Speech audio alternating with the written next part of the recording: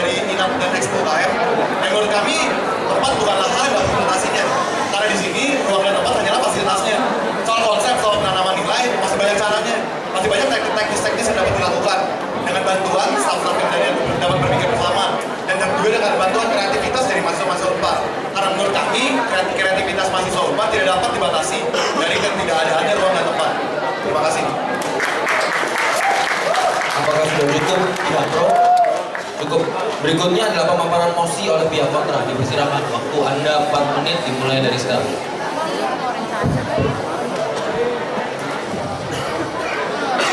Terima kasih. Ini berkaitan masalah teknis pastinya. Yaitu adalah kenyataannya adalah pasti adalah masalah GSG. GSG yang telah diruntuhkan, maka ada permasalahan ini. Kemudian masalah teknis seperti bisa dilakukan di D3, di Pasca Sarjana, kemudian di Reksaraga. Menurut kami di Reksaraga memungkinkan, tapi bagaimana cara mobilisasi ke sana? Kemudian di D3 tidak memungkinkan kalau menurut kami, karena mahasiswa baru ada sekitar 2.500. Kemudian di Pasca Sarjana, kemarin yang program kerja Gersos hari ini hanya mencakup 600. Menurut kami tidak memungkinkan. Oleh karena itu, menurut kami GSG tidak mampu menampung lagi sehingga pada saat ini diruntuhkan. Kita harus cari tempat lain. Tempat lain, kalau paksakan di sini, masalahnya masalah teknis tidak bisa maksimal. Tidak bisa maksimal menerapkan nilai-nilai SINDU, menerapkan nilai-nilai mahasiswa UNPAR kepada mahasiswa baru. Seperti itu. Terima kasih.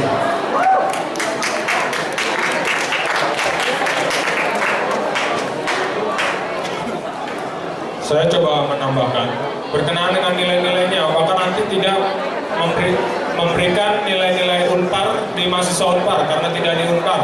Tidak juga, karena kita yang justru ditekankan adalah teknis programnya yang akan dilaksanakan di Inap gabungannya. Bagaimana nilai-nilai SINDU tetap ada dengan kegiatan-kegiatan dan program-program kerja yang ada di Inap gabungan, seluruh rangkaian acara Inap gabungan, sehingga bukan hanya karena tempat nilai-nilai UNPAR menjadi hilang karena ganti gedung lalu hilang makna UNPAR-nya, sehingga harus diperkuat nilai-nilai UNPAR di setiap program-program kerja yang akan dilaksanakan di Inap. Terima kasih. Pihak kontra, apakah sudah cukup? Berikutnya adalah tanggapan dari pihak pro. Silakan pihak pro untuk menyampaikan tanggapannya. Waktu Anda adalah 2 menit dimulai dari sekarang. Ya, terima kasih. Tadi disebutkan bahwa kalau seandainya nggak ada GSG, berarti nilai-nilainya nggak bisa dilakukan secara maksimal. Lalu menurut kami penanaman nilai tidak terbatas pada tempat. Kayak lagi kami katakan bahwa penanaman nilai bisa dengan sebentuk apapun, bisa dengan caranya nanti kemasan dari acara bagaimana, sistem teknis penanaman nilai bagaimana. Jadi kami tekankan bahwa penanaman nilai tidak teratur dengan dirobohkannya GSG.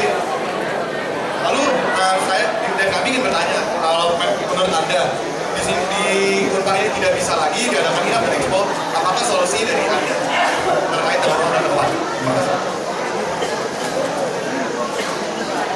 Saya akan sedikit menambahkan mengenai tanggapan mengenai Inap dan Expo ini. Dimana pertama, hal yang paling utama adalah kita beranjak dari aspirasi mahasiswa. Dan kita bisa tanyakan kepada mahasiswa-mahasiswa yang ada di sini, bagaimana harga diri kita, bagaimana identitas kita apabila Inap yang menjadi pintu gerbang dan juga Expo yang menjadi sarana utama pengenalan bagi salah satu lembaga yang paling utama di PN UNPAR, yaitu unit kegiatan mahasiswa, harus dilaksanakan di tempat lain yang bukan lingkungan Universitas Katolik Parahyangan. Dan yang telah kami sampaikan sebelumnya, bahwa lingkungan Universitas Katolik Parahyangan juga tidak terbatas hanya pada kampus Cembelit ini. Kita mempunyai Reksaraga, kita mempunyai berbagai kampus lainnya. Dan memang yang paling memungkinkan adalah untuk penyelenggaraannya, apakah di kampus Cembelit maupun di Reksaraga. Dan hal itulah yang harus kita perjuangkan bersama-sama. Itulah tujuan kita untuk bersama-sama HMPS dan UKM untuk memperjuangkan aspirasi ini. Bahwa kita tahu bahwa ini adalah sarana pengenalan, ini adalah pintu gerbang utama. Bagaimana mungkin Anda datang ke suatu rumah, Anda dikenalkan pada rumah itu, tapi pintu rumah itu bukanlah pintu rumah yang Anda tuju. Hal itu menjadi sangat sulit untuk mengenalkan bagaimana menanamkan rasa cinta pada tempat yang tidak Anda pijak pertama kali. Bagaimana rasa cinta ini Oke, waktu Anda habis. Terima kasih.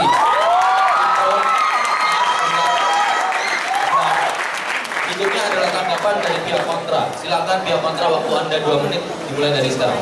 Terima kasih Saudara Gemma dan Saudara Stephen Anggriwang. Kalau pertanyaan ini sesi tanggapan, jadi saya tidak perlu menjawab.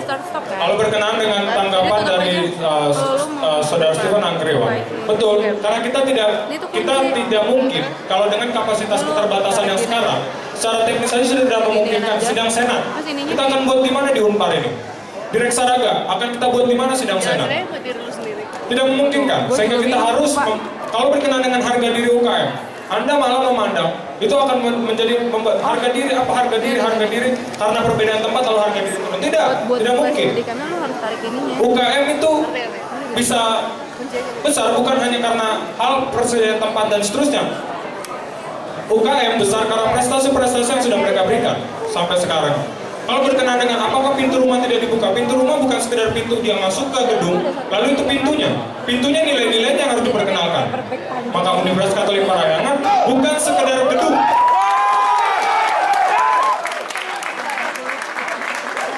Universitas Katolik Parahyangan bukan sekedar tembok-tembok seperti ini. Universitas Katolik Parahyangan itu nilai-nilai harus diperkenalkan. Maka dimanapun tempatnya, asal nilai-nilai itu konsisten untuk diperkenalkan, nilai-nilai tidak akan pernah luntur. Terima kasih.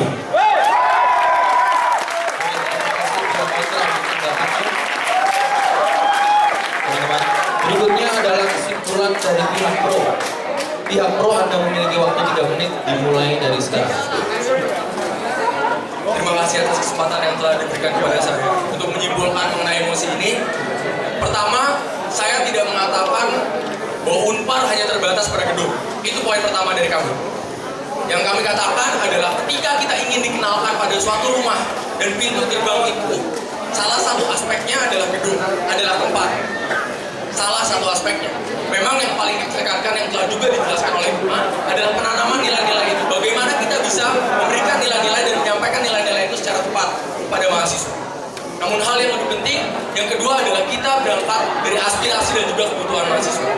Dan kami berhasil, dan kami yakin bahwa mahasiswa-mahasiswa Unpar tetap ingin menyelenggarakan INAP dan juga Expo di lingkungan Universitas Katolik Parahyangan. Dan hal itu bukan berdasarkan dari asumsi kami, namun berdasarkan dari hasil diskusi dan juga hasil pertemuan kami dengan berbagai pihak, baik dari UKM, HMPS maupun mahasiswa Unpar secara keseluruhan.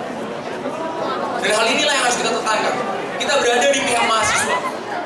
Kita tahu bahwa kita harus menekankan bahwa kita berada di pihak mahasiswa dan memperjuangkan aspirasi serta kebutuhan dari mahasiswa. Dan apa yang diinginkan oleh mahasiswa, apa yang dibutuhkan yang lebih utama, itulah yang harus kita perjuangkan. Dan menurut kami misalnya, ketika kita berbicara mengenai teknis Expo, apabila Expo diselenggarakan di luar Unpar yang bukan di lingkungan Unpar, tentu proses mobilisasi akan jauh lebih sulit. Dan bagaimana animo tersebut akan dapat memenuhi keinginan ataupun kebutuhan dari UKM-UKM itu sendiri. Apakah pesan-pesan maupun nilai-nilai yang ingin disampaikan kepada mahasiswa-mahasiswa baru dengan memperkenalkan kampus ini akan sampai kepada mereka? Itulah yang menjadi concern kita. Yang paling penting adalah penyampaian nilai, dan penyampaian nilai akan didukung dengan penyelenggaraan di tempat yang tepat. Dengan memperkenalkan rumah kita, di pintu gerbang rumah kita, di Universitas Katolik Parahyangan. Terima kasih. Pihak pro untuk kesimpulannya. Berikutnya adalah kesimpulan dari pihak kontra. Waktu Anda 3 menit dimulai dari sekarang. Dipersilakan.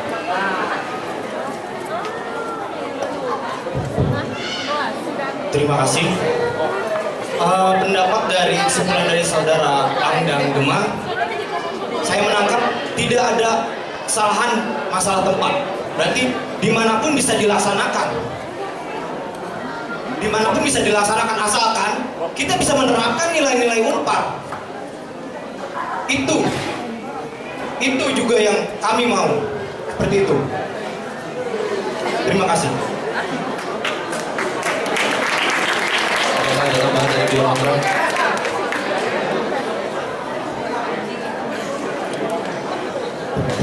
Terima kasih atas waktunya. Saya akan menambahkan yang sudah disampaikan oleh rekan saya saudara Uli.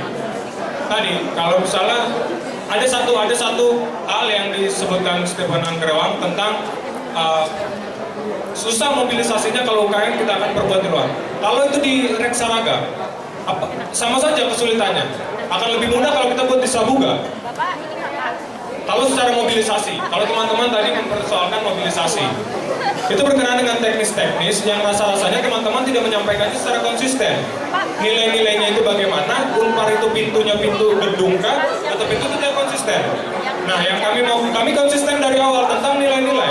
Unpar bukan sekedar gedung. Kalau mau memperkenalkan Unpar nilainya. Teman-teman kan punya visi seperti itu, nilainya. Harusnya konsisten dengan jawaban tadi. Kami konsisten untuk membuat nilai-nilai Unpar itu nilai. Yang diperkenalkan pertama-tama bukan sebatas gedung, bukan sebatas kampus. Pada akhirnya mereka akan masuk sini lagi.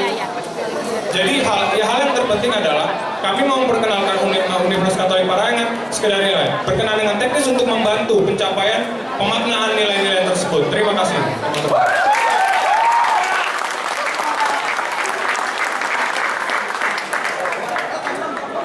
Terima kasih pihak pro dan pihak kontra untuk menjawab mosi pertama sesi kedua dari debat bertopik kali ini. Terima kasih untuk jawabannya. Terima kasih rekan-rekan mahasiswa yang masih ada di sini untuk mendengarkan calon presiden dan wakil presiden nomor 1 dan calon wakil presiden nomor 2. Berikutnya kita akan masuk ke dalam sesi ketiga, yaitu adalah tanya jawab. Rekan-rekan mahasiswa dipersilahkan untuk memberikan pertanyaan berkaitan dengan capres dan cawapres nomor 1 dan 2. Namun diminta sekali lagi untuk kondusif dan pertanyaannya agar ditujukan kepada siapa dijelaskan. Satu sesi dibuka untuk 3 penanya. Maksimal dari 1 orang adalah 2 pertanyaan. Jadi ada 3 penanya dengan 2 pertanyaan maksimal dari setiap penanya. Saya akan membuka sesi tanya jawab pertama untuk kepada 3 penanya. Siapa yang mau bertanya? Rekan-rekan acara boleh bantu saya. Oke, 1 orang. Lalu siapa lagi?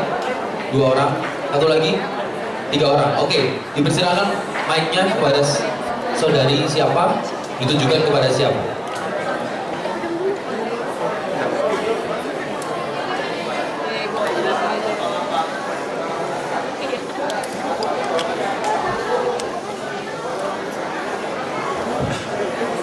Nama saya Nadira, saya mengajukan pertanyaan pada semua kandidat. Menurut kalian, apa kelebihan dan kekurangan kalian dan kelebihan dan kekurangan tim lawan? Terima kasih Nadira. Penanya berikutnya.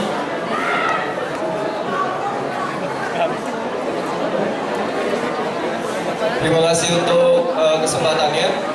Pertanyaan ini saya tujukan untuk kedua calon presiden. Maaf, namanya? Nama saya Reno. Pertanyaan ini saya ajukan kepada capres dari nomor urut 1 dan capres dari nomor urut 2. Pertanyaannya ada 2. Pertama, anggaplah bahwa kalian terpilih sebagai presiden LKM di periode berikutnya. Lalu bagaimana kalian akan mengisi posisi dari masing-masing struktur atau mengisi posisi dalam setiap struktur kabinet yang akan Anda pimpin nanti. Kemudian pertanyaan kedua adalah mana yang lebih Anda pentingkan dari 3 pilihan berikut. Pertama, kesempatan seluas-luasnya kepada setiap orang untuk dapat mengisi posisi tersebut. Kesempatan seluas-luasnya kepada setiap mahasiswa yang ingin berpartisipasi dalam politik, terutama dalam LKM, tapi tanpa latar belakang organisasi yang kuat. Atau kedua, Anda akan mengedepankan kualitas dengan latar belakang organisasi dari individu yang akan Anda pilih, tapi dengan konsekuensi hanya berputar kepada individu-individu itu lagi. Atau ketiga, Anda akan memilih kolega-kolega Anda yang telah membantu Anda untuk menang selama masa pemilu ini. Terima kasih. Terima kasih Saudara Reno. Penanya ketiga dipersilakan dengan maksimal 2 pertanyaan. Selamat siang semuanya. Perkenalkan saya Angga. Saya memiliki satu pertanyaan yang sangat enteng. Sebagai mahasiswa yang memang pertama, Anda berdua calon tadi telah memaparkan bahwa banyak sekali yang ingin dilakukan dengan pihak luar di luar UNPAR. Saya dan teman-teman di sini tidak tahu banyak mengenai apa sih yang sudah rekan-rekan kerjakan, pengalaman yang mungkin bisa membuat kami semua di sini masyarakat Unpar bisa memilih kalian berdua. Pertanyaannya, bisakah kalian memaparkan pengalaman-pengalaman yang sangat kalian banggakan saat berurusan dengan pihak luar dengan tujuan menunjukkan ekstensi Unpar di luar? Itu yang pertama, pengalaman. Yang kedua, pentingkah demokrasi di kampus kita? Apabila penting, tolong jabarkan alasannya. Dan ya, itu saja. Terima kasih. Oke, saudara Edgar ya, betul? Ya? Iya, enggak? Oke, ditujukan kepada siapa? Kedua-duanya, oke. Pertanyaan pertama dari saudari Nadira untuk kedua pasangan. Apa kelebihan dan kelemahan pasangan Anda dan apa kelebihan dan kelemahan pasangan lawan? Saya akan memberikan kesempatan ini untuk pada pasangan nomor urut 1 untuk menjawab terlebih dahulu. Silakan untuk dijawab.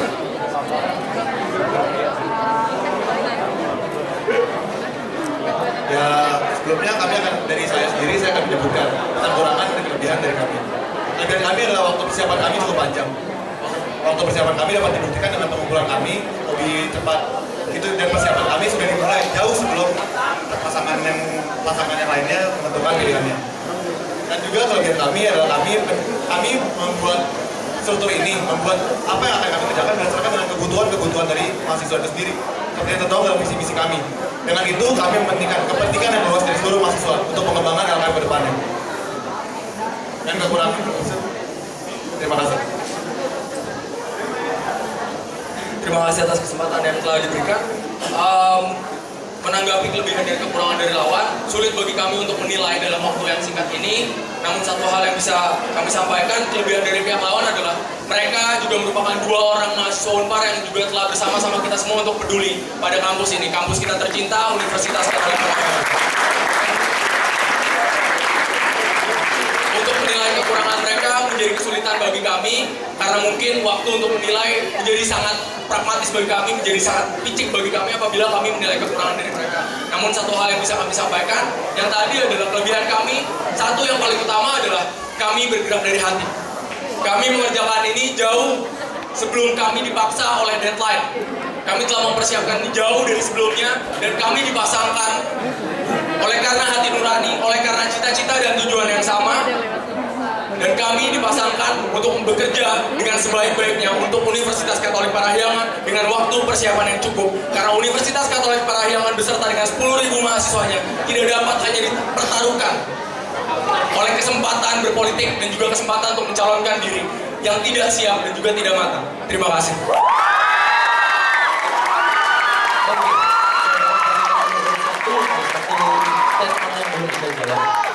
Bagaimana tadi sudah kelebihan Anda, kelebihan dan kelemahan lawan? Bagaimana kelemahan pasangan Anda sendiri? Apa kelemahan? Cek. Untuk menjawab kekurangan dari pihak kami memilih untuk mengembalikan itu kepada pihak dari penonton, pihak dari orang-orang yang menilai kami mengenai kekurangan-kekurangan kami. Biarlah kelebihan dan kekurangan itu memang lebih dinilai oleh orang-orang yang mengamati kami, yang menilai kami, bukan dari diri kami sendiri. Terima kasih. Sudah ada jawabannya siang itu? Oke. Berikutnya saya serahkan kepada pasangan nomor urut 2 untuk memaparkan jawaban atas pertanyaan ini. Dipersilakan.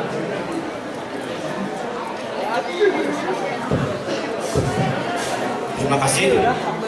Berkaitan dengan kekurangan dan kelebihan kami menyadari adanya kekurangan kami, yaitu dari perbedaan karakter kami, di mana saya yang lebih tenang dalam menyikapi masalah dan saudara Richard yang lebih sigap untuk menyikapi masalah.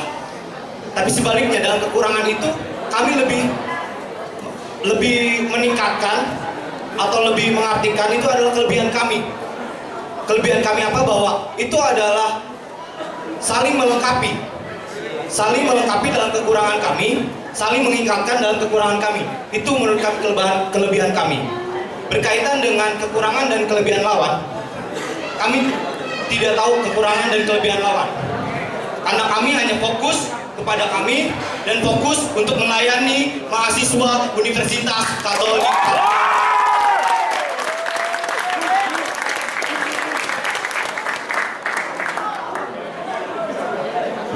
Teman-teman yang tadi disinggung berkenaan dengan persiapan dan seterusnya. Persiapan tidak menentukan kualitasnya. Semata-mata. Betul persiapan salah satunya, iya. Tapi hal lain juga harus menentukan. Kami juga punya persiapan yang matang. Bukan karena kami jadi dengan tanggal yang sudah disebutkan oleh saudara Gema, kami tidak mempersiapkan satu sama lain. Ruli sudah mempersiapkan dirinya lama. Saya sudah mempersiapkan diri saya lama, kemudian kami satukan apa yang sudah kami persiapkan lama, kami menjadi lebih sempurna. Dalam hal kami akan menjadi calon presiden dan wakil presiden mahasiswa Universitas Katolik Parahyangan. Kami menyadari kami tidak boleh maju karena dengan mempertaruhkan nama Unpar secara besar.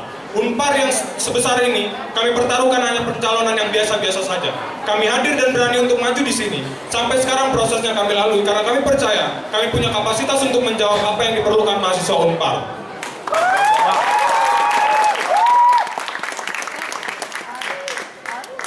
Terima kasih. Oke, terima kasih. Pertanyaan berikutnya dari saudara Reno untuk ke semua, berkaitan dengan pengisian jabatan dari struktur yang telah Anda buat. Ada 3 kriteria. Yang pertama, kesempatan seluas-luasnya untuk semua mahasiswa tanpa latar belakang organisasi. Yang kedua adalah kualitas dengan melihat latar belakang organisasi yang melakukan indikasi bahwa hanya akan tertuju kepada orang-orang tertentu. Yang ketiga adalah kolega Anda yang mensukseskan Anda dalam pemilu. Kali ini saya akan memberikan kesempatan kepada pasangan nomor 2 untuk menjawab terlebih dahulu. Silakan dikondisikan.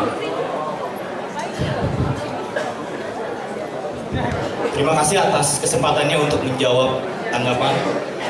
Yang pertama, struktur LKM nanti kami memilih untuk memberikan kesempatan kepada mahasiswa untuk mengisi struktur LKM kami. Itu juga dipaparkan dalam misi kami, yaitu menanamkan etos belajar dan bekerja dalam LKM Unpar. Siapapun boleh belajar dalam LKM Unpar. Siapapun boleh, bahkan mahasiswa baru boleh menjadi struktur LKM Unpar. Siapapun boleh belajar. Tapi ingat, di sini kita bekerja secara profesional untuk melayani mahasiswa Universitas Katolik Parahyangan. Terima kasih.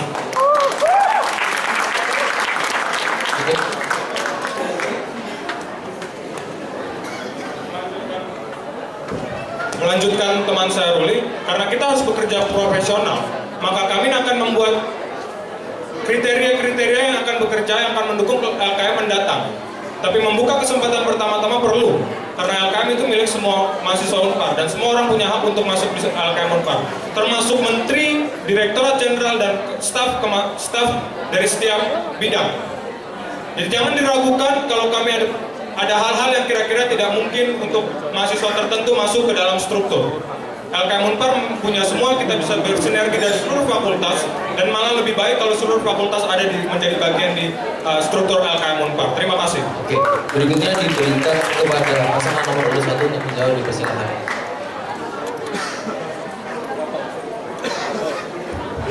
Cek. Kalau saya tidak salah, pertanyaan ini ditujukan hanya kepada calon presiden. Betul. Baiklah, mohon maaf sebelumnya Gema tidak akan jawab karena pertanyaannya hanya disampaikan kepada saya. Bagaimana kami akan mengisi struktur ini? Yang kami tekankan di sini adalah kami akan mengisi struktur ini, dan ini berkaitan dengan pertanyaan yang kedua. Apakah kesempatan yang seluas-luasnya, apakah berdasarkan kualitas namun hanya berputar pada orang-orang itu saja, ataukah berdasarkan kolega? Satu yang pasti, sekali lagi nilailah kami dari apa yang telah kami kerjakan dan apa yang sedang kami kerjakan saat ini. Itu dapat tergambar dari orang-orang yang berusaha untuk bekerja bersama-sama. Bukan membantu kami untuk maju di sini, tapi bekerja bersama-sama kami untuk mewujudkan cita-cita Unpar. Nilailah mereka. Berasal dari manakah mereka? Berdasarkan kualitaskah? Ataukah berdasarkan kedekatan kolega belakang? Karena kami di sini maju menjunjung tinggi satu, politik bersih dengan hati yang bersih.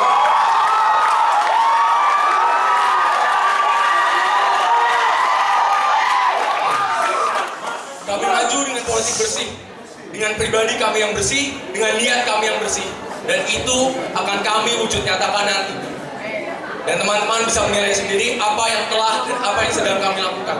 Dan tentunya itu semua akan berdasarkan pada kualitas. Kita bekerja secara profesional tanpa melupakan nilai-nilai kekeluargaan di dalam lembaga kepresidenan mahasiswa, karena kita adalah mahasiswa Unpar. Karena kita adalah mahasiswa, itu yang harus kita ingat. Kita tidak bekerja hanya atas dasar profesionalisme. Karena kita adalah mahasiswa, kita masih membutuhkan hiburan, kita masih membutuhkan nilai-nilai kekeluargaan yang harus kita junjung tinggi. Oleh karena itu, kami akan memilih berdasarkan kualitas, dan kami akan menjunjung tinggi yang namanya politik bersih.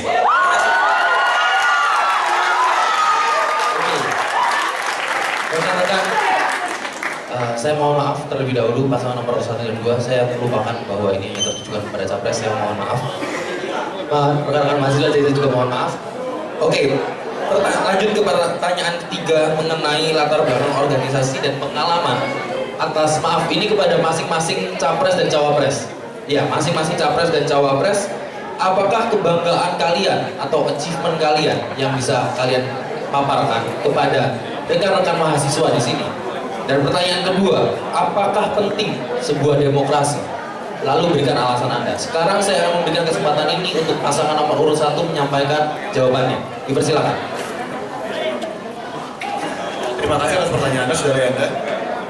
Pengalaman dalam mengeksistensikan Unpar sudah saya lakukan untuk saya pribadi. Sudah saya lakukan dalam membesarkan nama-nama dari program-program kerjanya, dan juga saya membesarkan nama-nama di Unpar.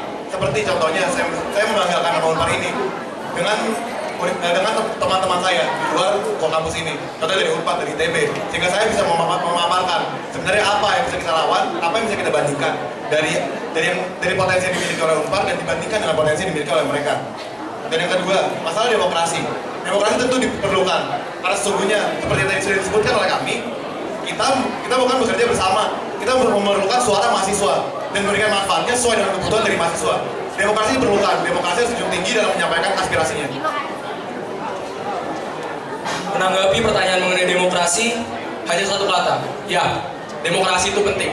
Dan demokrasi dapat kita wujudkan paling nyata dan paling dekat adalah dalam pemilu ini. Kita memilih dengan merdeka, kita biarkan semua orang untuk mempunyai suaranya masing-masing dan menyampaikan aspirasi serta harapannya untuk universitas kita tercinta, Universitas Katolik Parahyangan.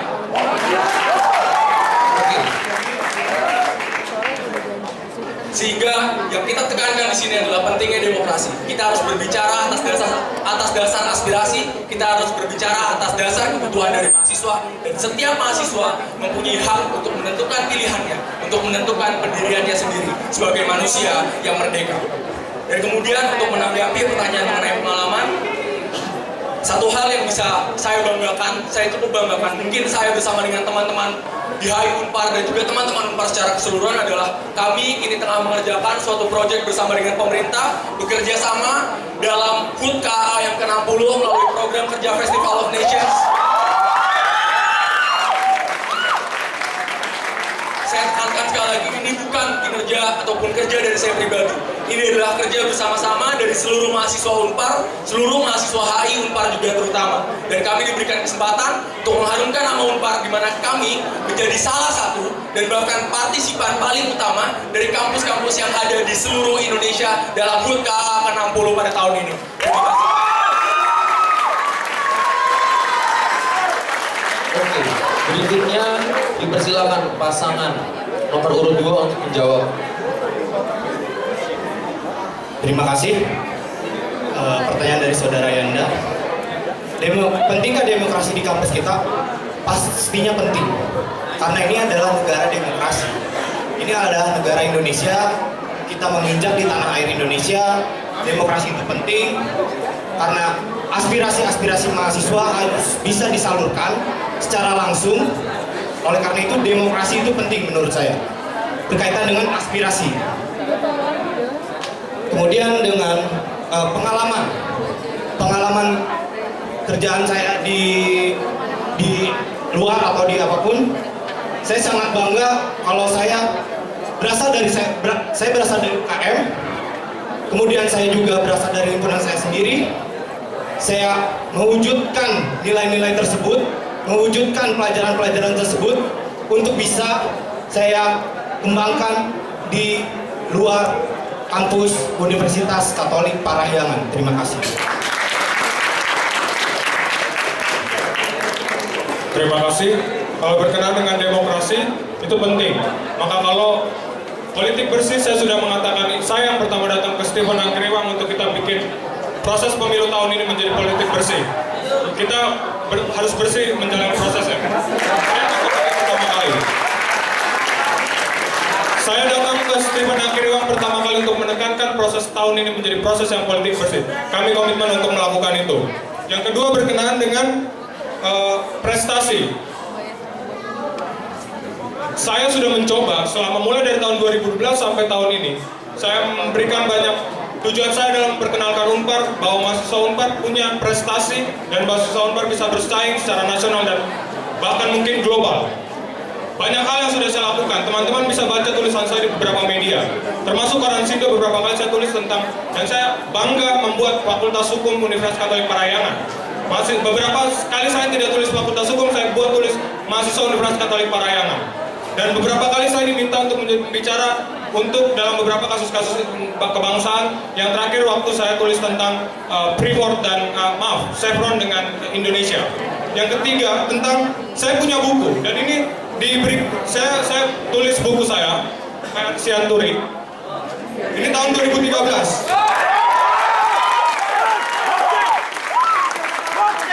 Yang memberikan kata pengantar, memberikan kesan-pesan, mulai dari Ritsumeikan Asia Pacific University Japan, Universitas Atmajaya Jakarta, Universitas Indonesia, Sekolah Tinggi Filsafat Triarkara, Department of Anthropology and Theater, University of Colorado at Boulder, United States of America, Academic Meteorologi dan Geofisika, Universitas Gajah Mada, Universitas dan ITB. Kalau ini saya lakukan 2013. Ini tahun 2015, buku saya sudah tersebar di teman-teman saya di sana. Walaupun saya masih cetak terbatas, dan saya akan kembangkan. Itu cara saya untuk memperkenalkan Unpar. Mahasiswa Unpar bisa untuk bersaing secara global. Yang terakhir, tentang perbaikan SPM. Waktu kita studi banding berapa kali di universitas lain, ITB, Trisakti, dan Tarumanegara. Terakhir bersama MPM. Kami diakomodir bersama MPM. Kami belajar dari mereka untuk perbaikan struktur PM Unpar, dan saya merekomendasikan beberapa hal bersama teman-teman Pansus untuk perbaikan PM Unpar. Tujuannya apa? Supaya tahun depan, bukan kita lagi studi banding ke universitas lain, tahun depan beberapa universitas, bahkan banyak universitas kita targetkan untuk studi banding ke kita belajar tentang PM Unpar.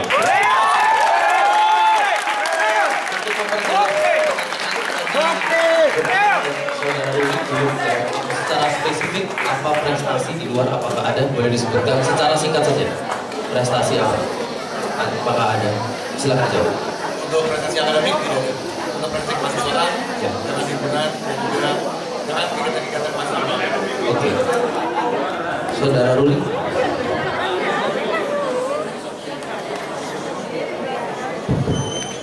Untuk prestasi akademik belum ada. Untuk kemahasiswaan, himpunan, UKM, tapi saya pernah menjadi atlet renang Indonesia. Terima kasih.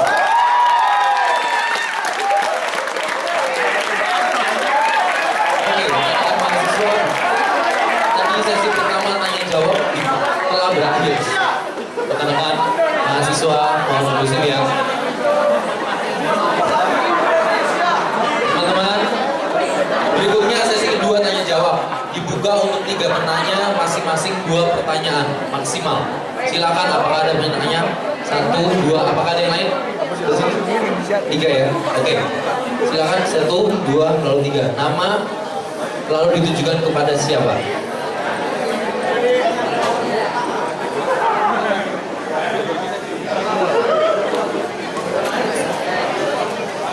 Siang, nama saya Reva. Saya punya pertanyaan yang ditujukan kepada calon kandidat 1. Maaf koreksi kalau salah ya. Tadi saya dengar kalian punya program kerja yang namanya Alumni Day, benar? Nah, saya mau tanya, bagaimana cara kalian untuk menarik alumni agar tertarik ikut kepada acara tersebut? Karena saat kita bekerja, tidak munafik kalau misalnya kita itu memiliki kepentingan lain yang lebih penting, ya kan?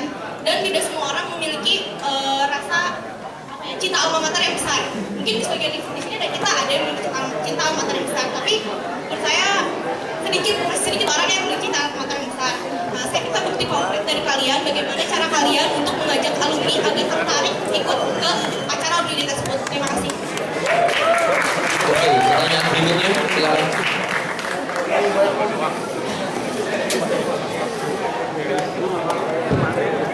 Selamat siang, Capres nomor 1 dan Capres nomor 2. Untuk Capres juga, pertanyaan saya itu lebih ke gimana kalian, kakak-kakak, kalau hadapi situasi menteri-menteri dan staf kalian di LKM nanti menunjukkan ketidaksukaan kepada kalian. Bagaimana bila kan lewat debat dan orasi dan semacamnya itu tentu masyarakat di Unpar itu udah percaya sama nanti yang terpilih. Nah, tapi dalam kenyataannya untuk setahun ke depan kan kita belum ada yang tahu apakah akan berhasil atau tidak visi-misinya. Jika visi dan misi yang diajukan tidak berhasil dan staf kalian melakukan tindakan untuk mendegradasi kalian, apa yang akan kakak lakukan dan bentuk pertanggungjawaban seperti apa yang akan diberikan jika visi dan misinya tidak berhasil? Terima kasih. Oke, pertanyaan ketiga berikutnya.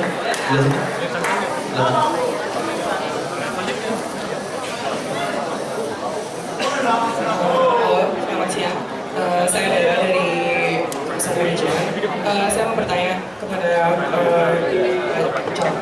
Capres. Kan kalian punya visi masing-masing. Nah, parameter apa yang akan kalian berikan? Apakah visi kalian sudah tercapai atau tidak jika kalian terpilih? Kepada capres dan cawapres kedua. Oke, saya akan rumuskan kembali pertanyaan pertama dari saudara Reva. Ditujukan khusus kepada pasangan nomor 1 capres dan cawapres. Bagaimana Anda menarik alumni untuk ikut ke acara Anda di proker Anda Alumni Day? Pertanyaan kedua, bagaimana Anda menanggapi jika ada menteri-menteri atau jajaran pengurus dari LKM yang tidak puas dengan kinerja Anda dan berusaha menurunkan Anda, ditujukan kepada kedua pasangan? Dan pertanyaan ketiga untuk kedua pasangan adalah dari saudari Dara mengenai parameter kesuksesan dari visi dan misi kalian.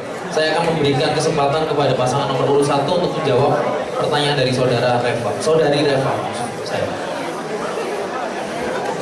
Terima kasih kepada saudari Reva untuk pertanyaannya. Di sini apa sih untuk alumni jika mau berpartisipasi dalam alumni day kita?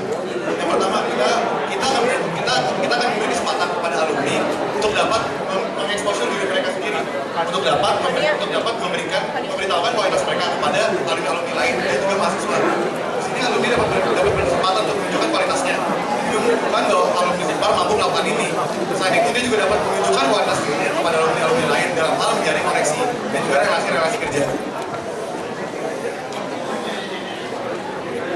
Dan untuk menanggapi hal tersebut, kami telah berusaha untuk mencari tahu mengenai bagaimana kami bisa mewujud nyatakan parahyangan alumni day ini.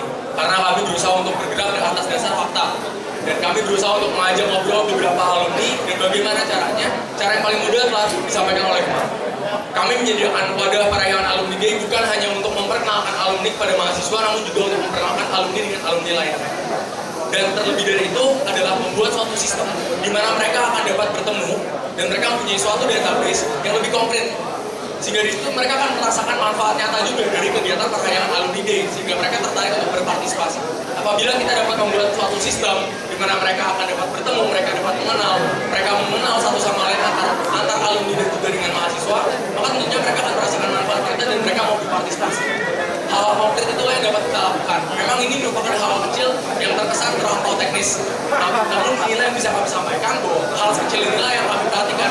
Bagaimana agar alumni-alumni tersebut mau untuk berpartisipasi, untuk menanggapi kesulitan-kesulitan untuk menarik para alumni untuk berpartisipasi dalam program-program kerja seperti ini.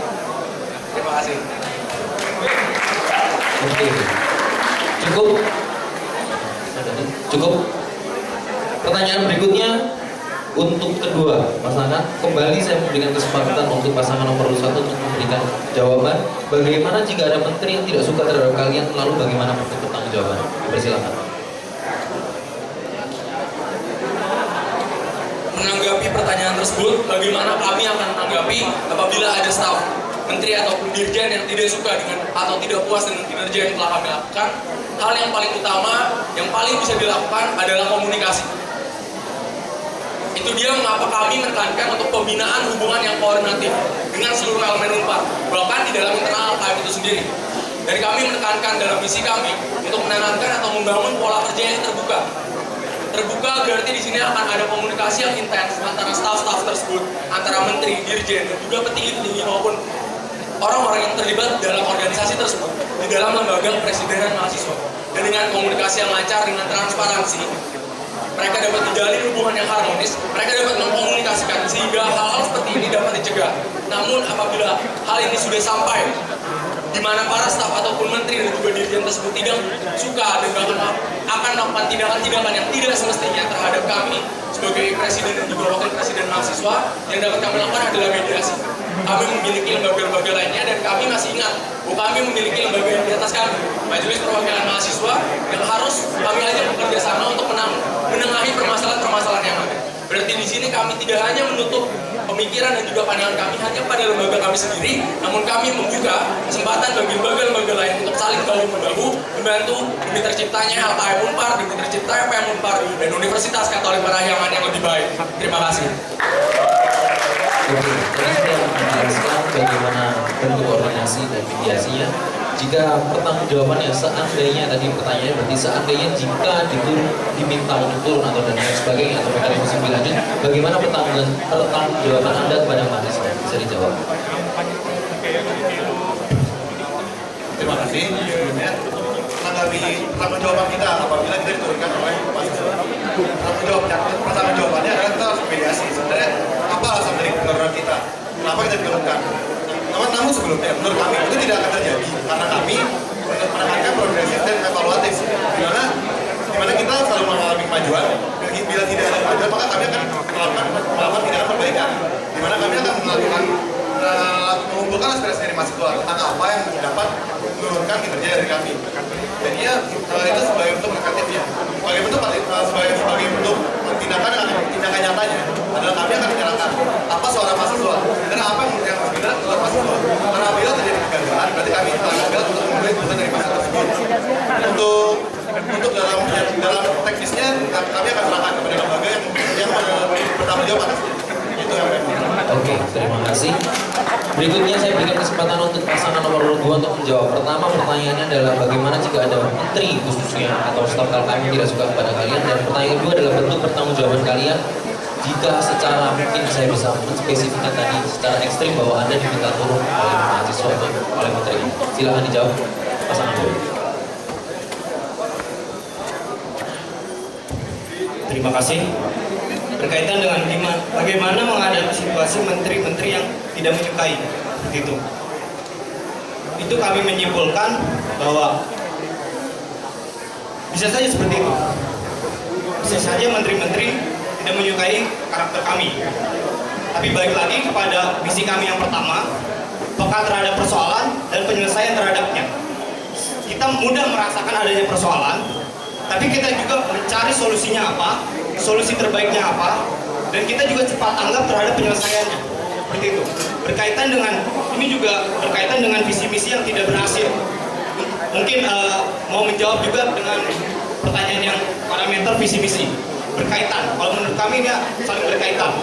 Bagaimana dengan keputusan untuk menentukan kami karena visi misi kami yang tidak berhasil, kemudian parameter apa saja sehingga visi misi itu disebut berhasil atau tidak. Yang pertama, kami siap untuk mengundurkan diri jika visi misi kami tidak berhasil, karena itu tertera dalam misi kami yang ketiga, menjalankan struktur LKM yang bertanggung jawab. Kami siap, tapi ingat, ada mekanismenya untuk pengunduran diri capres, presma dan wapres. Ada mekanismenya seperti itu. Untuk masalah parameter kami adalah program-program kerja kami. Program-program kerja kami apakah berhasil atau tidak, tapi tetap kami tekankan dalam proses. Sehingga kami tekankan pada proses, sehingga kami bisa tekankan pada proses yang baik sehingga hasil akan baik pula. Terima kasih. Oke, cukup. Pertanyaan keduanya, pertanggungjawaban kepada mahasiswa bagaimana jika terjadi permintaan ekstrimnya adalah penurunan kalian? Bagaimana Anda dengan pertanggungjawaban? Terima kasih pertanyaan yang terakhir. Sekali lagi harus kami mau menjelaskan bahwa kehadiran kami pertama-tama karena kepentingan mahasiswa, kepentingan teman-teman yang membutuhkan LKM yang proaktif, produktif, dan seterusnya. Jadi kami bukan orang-orang yang gila jabatan. Maka kemarin di orasi kami selalu bilang, kami bukan mau menjadi presiden dan wakil presiden semata atau jabatan-jabatan kemahasiswaan. Kami hadir sebagai pelayan. Kalau keadaannya mahasiswa menginginkan kami mundur, selama itu bisa dipertanggungjawabkan dengan mekanisme yang sesuai, dan kami merasa bahwa itu kegagalan kami dan seterusnya, kami harus mengikuti prosesnya. Persoalannya adalah kami akan berusaha seoptimal mungkin bahwa keadaan itu tidak akan terjadi. Kami akan bekerja sehabis-habisnya, kami akan memberikan pikiran, tenaga, dan hati untuk bekerja melayani teman-teman Unpar. Sesungguhnya visi-misi kami bukan sekedar kata-kata, visi-misi kami akan kami lakukan dalam tindakan dan perbuatan di LKM mendatang. Terima kasih. Terima kasih. Tadi sudah dijawab oleh pertanyaan nomor 22 juga, pertanyaan nomor 2, dan disambung dengan pertanyaan nomor 3. Saya ingin memperjelas lagi, pertanyaannya adalah parameter visi, berarti adalah bentuk konkret. Sebagai contoh, saat kita bilang acara sebuah sukses, mungkin yang diminta adalah kehadiran 1000 anggota, seperti itu ya, secara detail. Apa parameter Anda untuk menyatakan visi misi Anda secara detail, dan dipersilakan untuk memberi detailnya pasangan nomor 2. Terima kasih. Berkenaan dengan visi misi itu jangkauannya jauh. Visi misi itu akan grand design untuk bekerja di LKM mendatang. Kalau 100.000 orang itu bisa dijadikan parameter untuk satu program kerja karena jelas. Tapi visi misi bisa diukur, kemudian apakah nanti berhasil atau tidak. Kalau kami menjalankan prosesnya akan sesuai apa tidak dengan target yang ingin dicapai. Sehingga yang bisa kami lakukan berkenaan dengan detail tidak mungkin bisa kami jawab, karena bukan karena itu tidak bisa dijawab, karena memang itu tidak mungkin untuk menjawab pertanyaan yang visi dan misi yang arahnya sangat jangkauannya sangat ke depan. Terima kasih sekedar segitu. Oke, terima kasih jawabannya. Silakan pasangan nomor 1 untuk menjawab pertanyaan ketiga khususnya, berarti ya, karena sudah dijawab. Bagi kami membentuk dan menyusun visi misi ini untuk bisa diukur. Tentu visi misi haruslah sesuatu yang konkret, sesuatu yang bisa diwujudkan, bukan sesuatu yang tidak terukur dan hanya akhirnya menjadi kata-kata kiasan belaka di akhir periode kepengurusan itu sendiri. Dan kami berusaha untuk menetapkan parameter dari visi dan misi tersebut. Paling mudah mungkin adalah dari peduli. LKM yang peduli, bagaimana kami bisa menunjukkan bahwa kami secara terukur, bahwa kami peduli, kami perhatian terhadap mahasiswa Unpar, adalah bagaimana tanggapan dari mahasiswa Unpar selama proses periode kepengurusan dari LKM tersebut, ataupun terutama di akhir periode kepengurusan LKM, bagaimana LKM telah mampu untuk hadir, untuk mendengar, untuk tanggap terhadap pemenuhan kebutuhan dari mahasiswa itu sendiri. Dan itu dapat kita dengar tentunya dari mahasiswa, dari mulut ke mulut, dan juga dengan mekanisme yang sudah kami miliki, misalnya adalah kanopi, dengan kajian dan juga olah aspirasi. Dari situ kita akan dapat memperoleh data yang jelas, bagaimana mahasiswa merasa apakah mereka telah dipedulikan oleh lembaga presiden mahasiswa atau belum. Kemudian yang kedua, mengenai LKM yang mau untuk bekerja bersama. Hal yang paling mudah adalah melalui HMPS, UKM, dan juga RPM. Bagaimana tanggapan mereka, bagaimana reaksi mereka. Apakah mereka mampu untuk berkoordinasi, apakah mereka mampu untuk berkomunikasi, apakah mereka mampu untuk bekerja bersama dengan LKM untuk memenuhi kebutuhan dari mahasiswa itu. Dan hal itu tentunya melalui mekanisme seperti safari, mekanisme seperti kanopi, dan juga tanggapan-tanggapan dari individu-individu yang terlibat dalam HMPS, UKM, MPM, dan juga lembaga-lembaga lainnya. Kemudian yang terakhir adalah bermanfaat nyata. Inilah yang harus kita tekankan, bahwa bagaimana mahasiswa akan merasakan manfaat itu. Misalnya, dengan program Parahyangan Alumni. Apakah mahasiswa merasakan manfaat dari program tersebut secara konkret? Apakah mereka menjadi mengenal alumni-alumni yang mereka miliki, alumni-alumni dari Universitas Katolik Parahyangan? Misalnya lagi dari program somasi. Apa manfaat yang akan mereka dapatkan? Apakah nama Unpar yang kini dikenal sebagai mahasiswanya peduli terhadap lingkungan sekitarnya, mempunyai pemikiran, mempunyai pendirian terhadap isu-isu sosial tersebut? Hal-hal seperti inilah yang kemudian harus kita ukur. Karena jika tidak, LKM tersebut hanya akan berjalan tanpa arah dengan nahkoda yang berjalan tidak mengetahui apa tujuan dari mereka dan bagaimana mereka mengukur dari visi misi tersebut dan bagaimana mereka akan mengukur kesuksesan maupun kegagalan dari lembaga presidenan mahasiswa tersebut. Terima kasih. Terima kasih pasangan nomor 1. Dengan berakhirnya sesi tanya jawab ini berakhir pula debat calon presiden dan calon wakil presiden nomor 1 dan nomor 2. Terima kasih rekan-rekan mahasiswa untuk kehadirannya. Terima kasih untuk partisipasinya. Sebagai penutup, saya akan memberikan waktu 2 menit kepada calon presiden. Kepada calon presiden masing-masing nomor urut untuk memberikan kata penutup